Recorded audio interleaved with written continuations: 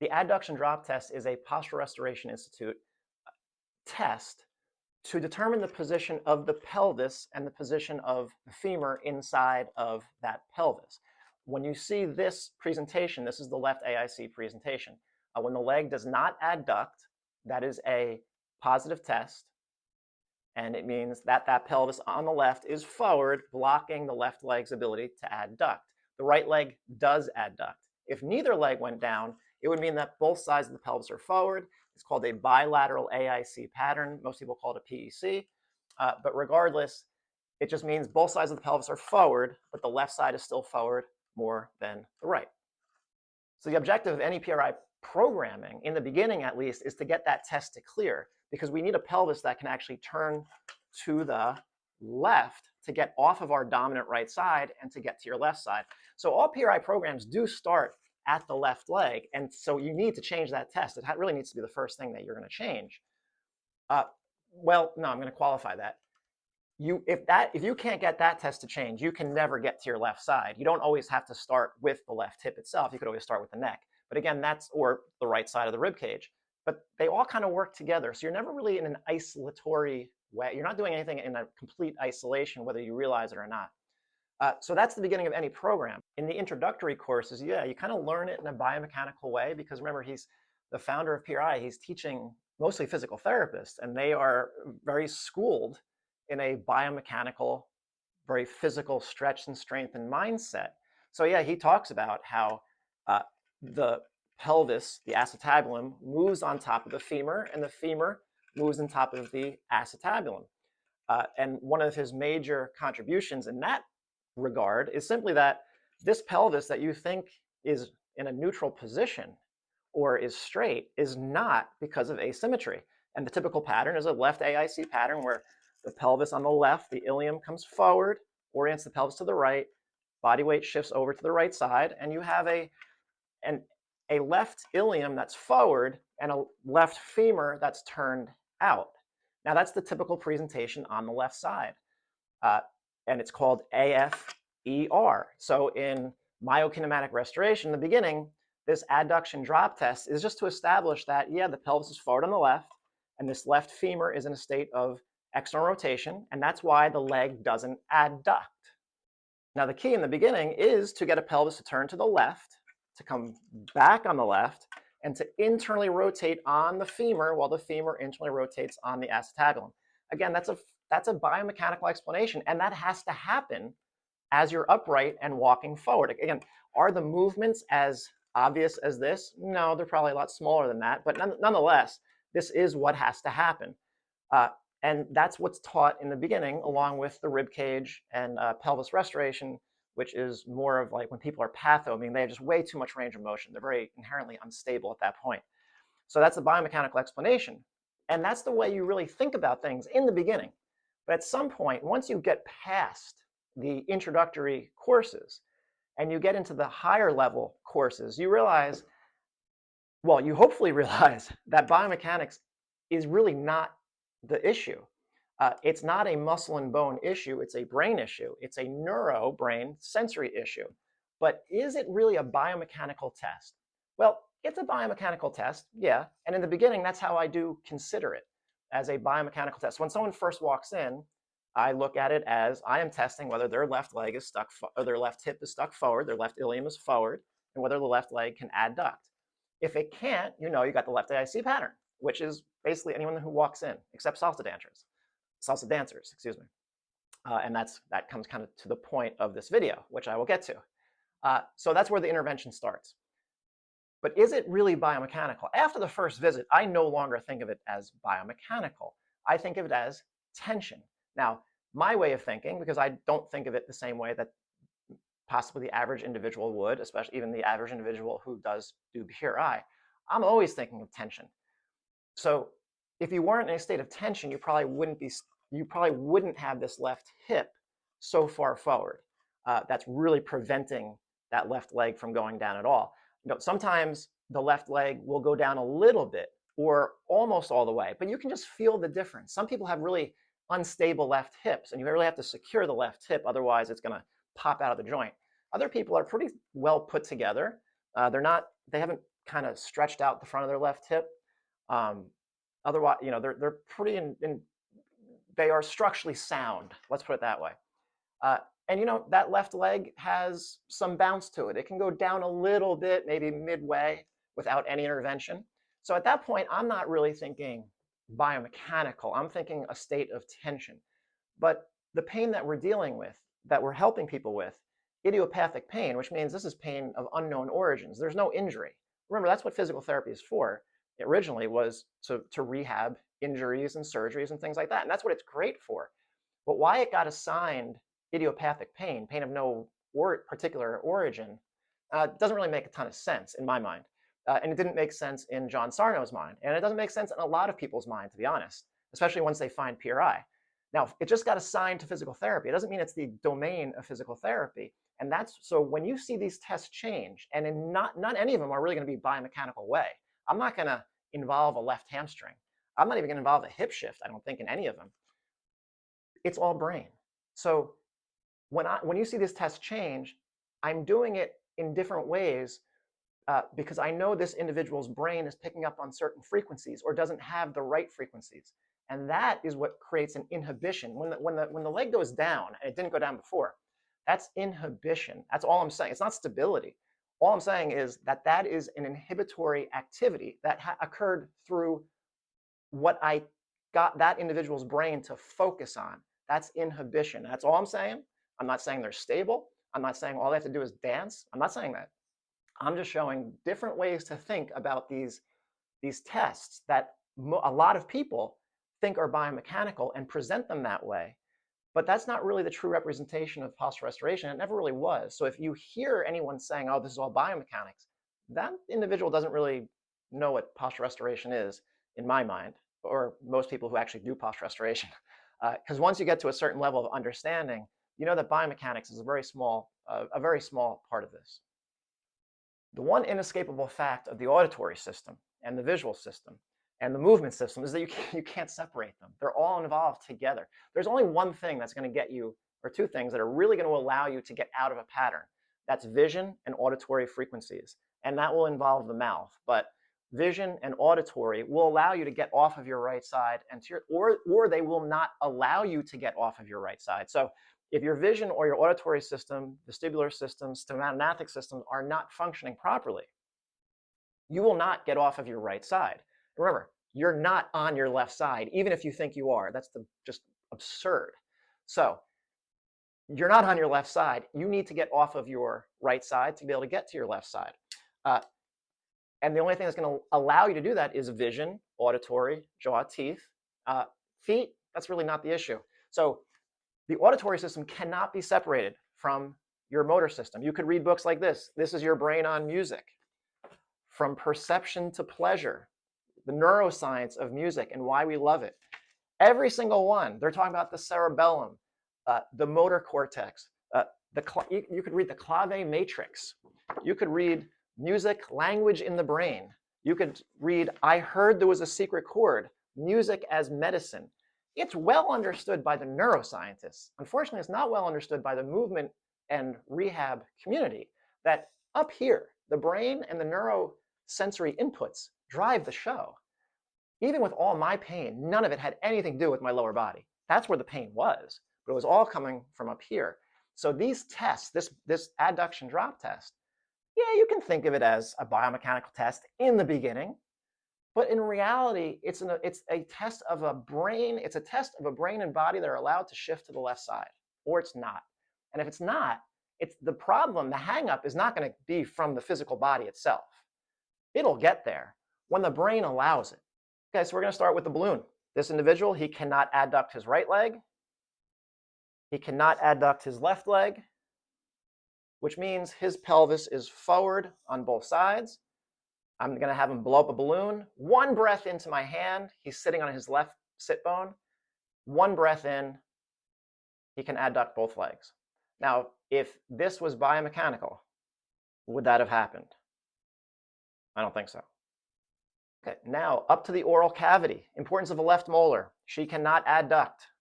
She does not have left molar sense. She puts a tongue depressor between her left molars, and now she can adduct. when you don't have left molar sense, when someone has a bite that's off, or they just can't sense their left molars for any reason, you will not get to your left side appropriately because your head can't get there and be sensed. Your neck is going to stay overactive. If the neck stays overactive, it keeps you on your right side, hence your left hip flex. The right neck and left hip flexors are neurologically married. So if you can't sense your left, you can't get off your right, which means your left hip flexors will never inhibit. Okay, here's the visual system. This is the individual's new prescription because I sent her to my optometrist. That was her new prescription. She can adduct. Her old prescription, which was 0.50 too strong, she could not adduct. She was jacked up. And then the right leg abduction, how high it goes with the new prescription. With the old prescription, not going anywhere. Just a 0.5 difference. Decreasing that prescription by 0.5 allowed her to be in a neutral state. Until then, those PRI techniques were never going to work. Nothing was going to work. She was being held captive by a visual system that was not perceiving space. She had too much power. That's it. Okay, now we're going to get to my favorite ones. Here's a young individual. She's a teenager. And, well, you'll see. See, as a younger individual, we'll see if this... She is not going to adduct on her left leg. I'm going to play the clave. And she will now adduct. Now again, how would that be? Well, I already showed you the book. It was called the Clave Matrix. And then I put her back into it because I only play one measure of the clave. Maybe the sub-Saharan African musicians that came up with these rhythms knew something that we didn't know, or we still don't know, unfortunately. Again, why is pain, idiopathic pain, relegated to physical therapy or rehab? There's no injury. There's no illness. It's just tension. There's a million ways to inhibit tension. And again, I'm going to show you more ways. Okay, here's my buddy Decker. He's a big, strong man. He lifts. He owns his own gym. So his right leg went down. His right leg does not go up. He's in the left AIC pattern. His left leg will not adduct. Will not adduct. So now I'm going to have him walk to music because he didn't think he had any rhythm. Now, YouTube won't let me play the music, so I played a little bit of it right there. But that is Jimi Hendrix, All Along the Watchtower. Now he's walking to the beat, except he's actually walking to the downbeats, but no big deal. So he walks to the downbeats, and I lie him down again, and his right leg goes all the way up. He's off his right side, and his left leg adducts, no problem. Oh, and I'm going to really stabilize that left leg in that joint, just so that the biomechanic people who just get so angry about my videos I have haters on Instagram, which is kind of weird, because they think I don't test correctly. So I pushed that one in there hard, really stabilized it. I've been doing this 14 years. I know how to test. Because again, if anyone thinks that my mind was thinking about biomechanics at that point in time, and I'm not against biomechanics, but that's not what I'm testing. I'm testing tension. I only care about how tension influences the body. That's what PRI is. I don't care about biomechanics. I'll read about muscles. It's interesting, but that's not what I'm testing. That's not where my mind is. So if I even entertained questions about these, when people like criticize the way I test, the body, the hip moved when I moved the leg. It's not even worth it. It's not worth it. They're thinking about something different. We're not speaking the same language. Okay, this is my buddy Pedro. His left leg is not going to adduct, but now he's going to listen to Italian. He's now listening to Italian. Tutti e due italiani. Lovely language. Oh, he adducts, no problem. Oh, but now we're going to put on Japanese. This is really interesting. He's not against Japanese. It's just a very unique language. And now you're going to see what happens. Horrendous. I actually felt his leg was pushing up into me. His left leg was actively externally rotating and abducting as we were doing that. I've never felt that before. But that was just, I think it's the speed of the language. Not how fast the individual was speaking, but the way the language is constructed. Slovakian, and ancient Latin, and there's a couple other languages that are kind of in the same It's how the structure of the language is structured. And again, my favorite video of all time, she will not adduct on her left leg. And I'm explaining it to her. Then my friend walks in and gives her a kiss. Am I next? And then her right shoulder internally rotates. No problem. Pedro, Okay, come over here. Come give me a kiss. See that? What happened? Oh, I changed your settings or something? You changed your settings, Pedro. All I need is love. Oh yeah! Oh yeah! So, yeah. So if you're looking at this from a physical standpoint, if you think you're in pain just because of physical reasons, I mean, that can be if you have an injury and an illness. But if this is tension-based pain, you really have to reevaluate life. If this was really about the muscles and the bones, none of that stuff would have happened. It's how the brain is perceiving the world. It's whether you're feeling safe. It's whether you're feeling loved. It's whether you're loving. Are you angry? Do you watch too much political TV? I can't help you. I really can't. I can say, stop watching that. Start loving. Start doing something different. If you sit at a computer all day and stare at a computer all day, and then you go to the gym and just extend yourself in the gym, doing extension-based exercises, you're killing yourself. You're taking away all the input that your brain uses. Sense from the ground, heel, arch, big toe. These are, we call these references, heel, arch, big toe. The sense of body weight shifting from one side to another. That's vestibular system.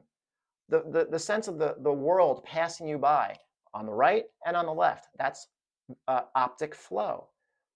The sense of a head doing this, again, that's vestibular. Tactile, arms that swing. The more you sit, the more you stare, the more you lift bilaterally, which is just going to extend you more. I'm not against bilateral lifting. It's just that it's killing a lot of people. Not killing them, obviously, but it's causing them great difficulty because it's just more and more tension. It's tension, tension, tension. The clave, ba, ba, ba. I just induced tension. Ba, ba, ba, ba, ba. I just resolved the tension. You go on your right leg, tension's produced. You go on your left leg, tension, that cycle is inhibited, well, or resolved. It's a circle. You want to understand PRI, you want to understand movement, read a book about Buddhist psychology. Read a book about music. You will have a much better understanding of postural restoration than focusing on a hamstring or an adductor. You do need to know that, no doubt, because that's still part of it. You do need to know biomechanics. But overall, that's not what we're dealing with.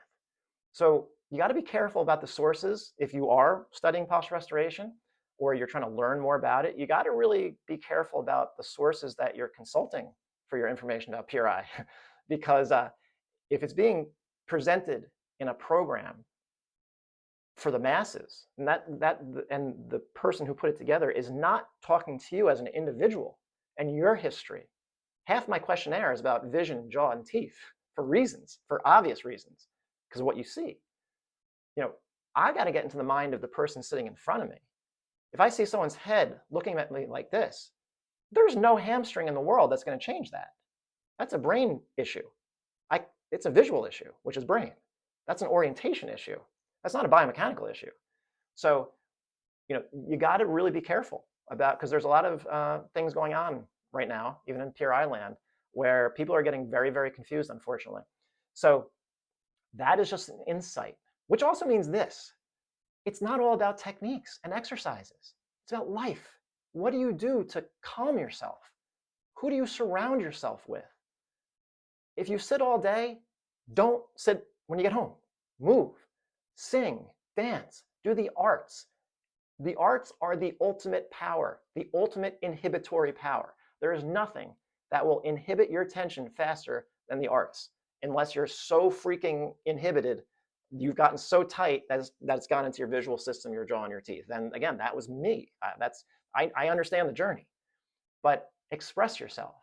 If you're quiet, I get it. I won quietest in my high school yearbook, but you got to do other stuff. That's why I started taking acting classes. I was in 2 shows this year on stage, and I wasn't nervous. It was amazing. I loved it. I wasn't nervous because I'd done a lot of work. Read about psychology, read about whatever. but you got to stop doing whatever you're doing right now because you can't do more of what you've already done. So if you're weightlifting and you're in a pattern, thinking of it as a weightlifting exercise to get you out of it, you're going the wrong direction.